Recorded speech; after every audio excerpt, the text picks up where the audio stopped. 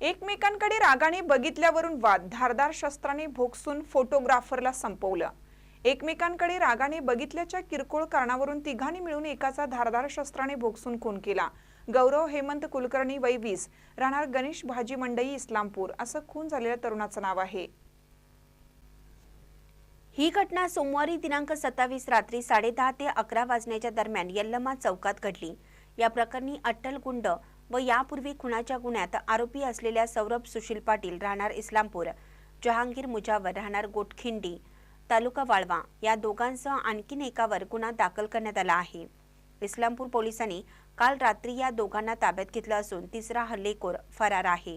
मिळालेल्या माहितीनुसार गौरव कुलकर्णी यांनी सौरभ पाटील याच्याकडे किरकोळ कारणावरून झालेल्या वादात रागाने बघितल्याचं निमित्त झालं। यात रागाच्या भरात सौरभ याने त्याच्या अन्य 2 सहकाऱ्यांना घेऊन गौरव कुलकर्णी याचा चाकूने भोगसून खून केला। सोमवारी रात्री उशिरा यल्लमा चौकात ही घटना घडली।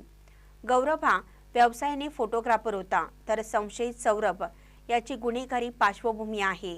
या घटनेची माहिती मिळताच पोलीस निरीक्षक संजय हारुगडे यांनी आपली यंत्रणा तात्काळ सक्रिय करत या दोघांनाही ताब्यात घेतला आहे।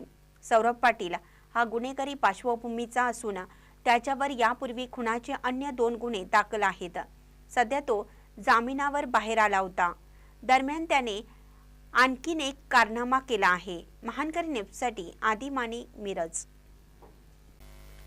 ताज्या बातम्यांसाठी महानकरीला सबस्क्राइब करा आणि बेल आयकॉनला क्लिक करा।